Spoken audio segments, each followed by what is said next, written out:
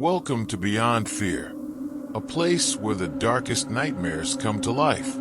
Tell me, where are you watching from? Your room? A lonely road? Or maybe the place you shouldn't be? Wherever you are, brace yourself. What you're about to hear is not just a story. It's someone's real-life horror. Put on your headphones and let's begin. It's been about a year since my friend's granddaughter passed away. She was only 3, and the pain of her loss still feels raw. I remember that day like it was yesterday. How hard it hit everyone, but especially my friend. Losing a child is unimaginable, but losing such a young one, it's beyond words. We all did our best to comfort her, though nothing really seemed enough. A few days before the funeral, we invited her over to stay with us. It was a long drive, over 200 kilometers away, and we thought maybe a change of scenery could offer her some comfort, if only for a brief moment. It was mostly to give her a bit of peace, away from all the preparations and the constant reminders of the tragedy. My daughter Marisa, who's just 2, was there with us too.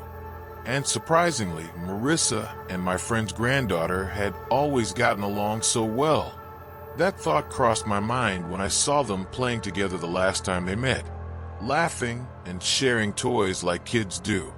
It broke my heart knowing that the next time Marisa would ask for a friend, there'd be no easy explanation. During my friend's stay, Marisa seemed particularly cheerful, which was odd considering how much sadness was surrounding us. My friend spent time with her, and they laughed a little together. Probably the first time my friend had smiled in days. It was bittersweet. The next morning, though, something strange happened. That next morning, everything felt a bit off. I had fallen asleep late, my mind heavy with thoughts of loss, grief, and trying to be there for my friend. But at around 5 a.m., much earlier than usual, I heard Marisa wake up. She's normally a deep sleeper, not one to stir until around 8. Still groggy, I barely registered the sound of her little footsteps coming closer. "Mama, I'm hungry," she said, tugging at my blanket. I could barely open my eyes, but I knew I had to get up. With a yawn, I shuffled to the kitchen, making her a simple breakfast, milk and some buttered bread. We sat there in the dim light, me still half asleep, and her nibbling away quietly. I was about to drift back into that haze of early morning sleep when Marisa's soft voice broke the silence. "Mama, she's in my room." That snapped me out of my daze. I blinked, my brain still trying to process her words. "What did you say?" I asked, more awake now. Marisa's little voice was so matter-of-fact, like it was the most normal thing in the world. "She's in my bed. She wants a toy." I stared at her for a moment, not sure how to respond. Chapter 3. The Unseen Guest.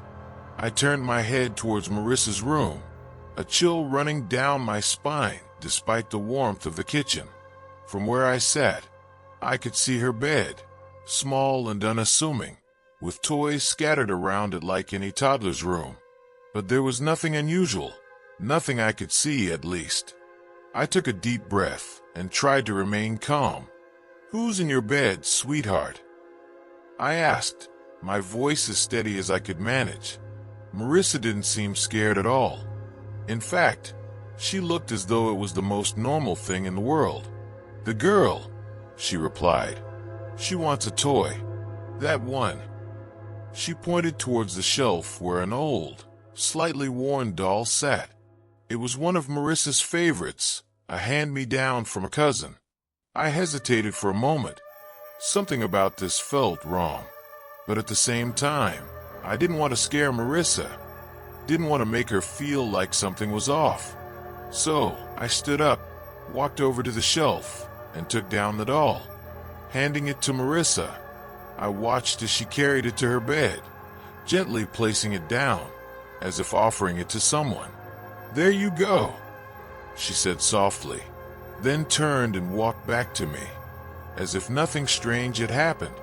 I stood frozen for a moment, unsure of what to say or do. The logical part of my brain told me it was just a toddler's imagination, that she was playing an innocent game. But something deeper, something instinctive, told me that this was more than just make-believe. I forced myself to breathe and whispered, "Well, it's nice to share, isn't it?" Marisa smiled up at me, completely unbothered, and nodded.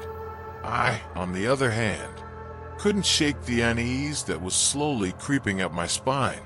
The next 2 days were a blur of confusion and unease. Marisa, with her usual innocence, continued to talk, play, and even share her toys with someone I could not see.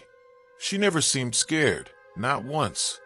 If anything, she appeared happy, as though she had made a new friend. But I couldn't deny the growing dread inside me. I tried to rationalize it, tried to tell myself it was just her vivid imagination, a phase toddlers go through. But deep down, I knew something was different. It wasn't just the way Marisa spoke to this invisible friend.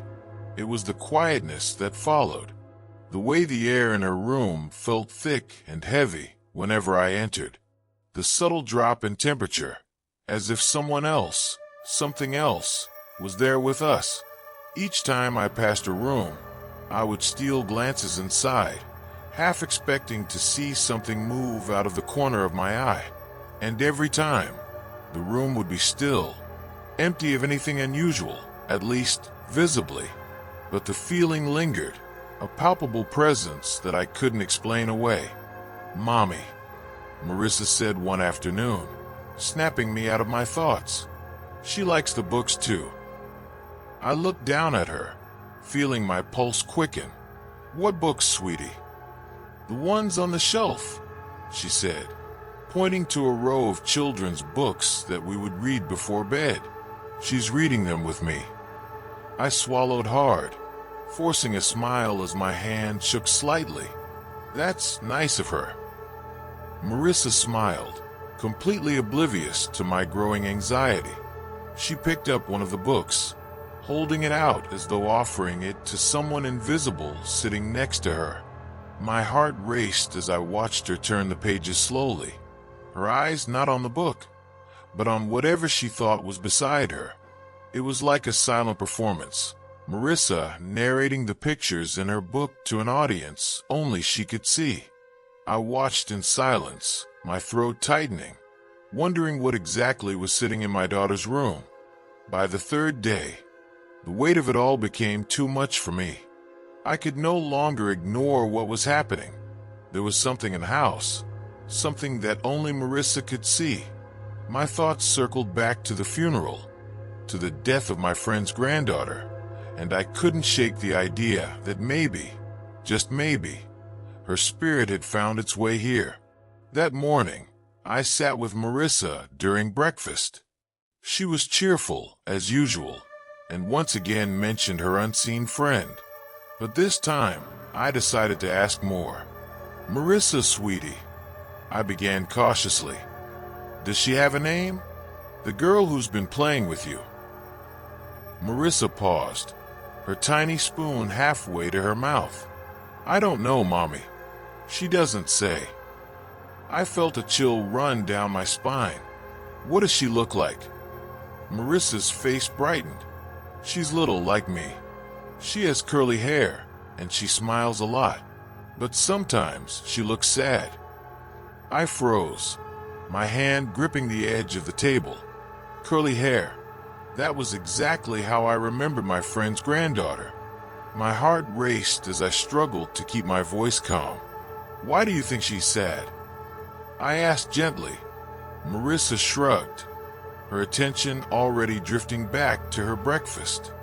"She says she misses her grandma." The room seemed to tilt slightly as I processed what Marisa had said. There was no way she could know that detail. I had never told her about the little girl's death or her connection to my friend.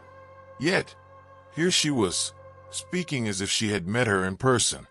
I felt a rush of emotions, fear, confusion, sadness, But beneath it all, there was a strange sense of peace, as though I was beginning to understand what had been happening in our home. Later that day, I called my friend. Hesitant at first, I shared everything with her. Marisa's conversations, the way she described her new playmate, and the eerie feeling that had settled in our house. To my surprise, my friend didn't seem shocked. In fact, she sounded calm, almost relieved. "Thank you for telling me," she said quietly. I think she just wanted to say goodbye." I sat there speechless, as my friend went on to explain that she had been struggling to let go of her granddaughter. The suddenness of her death had left her heartbroken, and she had been praying for some kind of sign, something to help her heal. Maybe this was it. That night, as I tucked Marisa into bed, I felt an overwhelming sense of closure. Marisa didn't mention her invisible friend again, and the strange heaviness in the air seemed to lift. It was as if the spirit had found the peace she needed, and in doing so, had finally moved on. Marisa slept soundly, and for the first time in days, I did too. The days that followed were calm, peaceful even. Marisa no longer spoke of her playmate, and the strange occurrences that had once filled our home with an eerie presence were now absent. It was as if the house had returned to normal, and the spirit, whoever she had been, had moved on for good. But I couldn't shake the memory of those days. Even though I had begun to relax, the reality of what had happened lingered in my mind. There was no logical explanation, no reason for Marisa to know those details about my friend's granddaughter. She had never met her, and yet their connection had seemed so real, so intimate. One evening, about a week after everything had settled down, I received a call from my friend. Her voice was lighter, more at peace than it had been in a long time. "I just wanted to thank you again," she said. "After you told me what happened with Marisa, I went to visit her grave. I think I finally said goodbye. It was hard, but I feel like she's at peace now." Hearing those words brought me a strange comfort. Maybe it was all true. Maybe the spirit of her granddaughter had found a way to reach out, to play with Marisa, and to offer some kind of closure for both of them. Or maybe it was just a coincidence, a child's imagination running wild. But deep down, I knew that what we had experienced was real. I sat by Marisa's bed that night, watching her sleep. There was a softness in her breathing, a peacefulness that filled the room. And I felt grateful, not just that things had returned to normal, but that, in some way, we had been part of something greater, a connection between worlds, however brief, that had allowed a little girl's spirit to say her final goodbye. As the days turned into weeks, and the weeks into months, the memory of that experience faded. Life moved on, and so did we. But I never forgot the lesson I had learned from those strange, unsettling days. Never doubt the stories children tell you. They see things we can't, things we might not understand, but that doesn't make them any less real.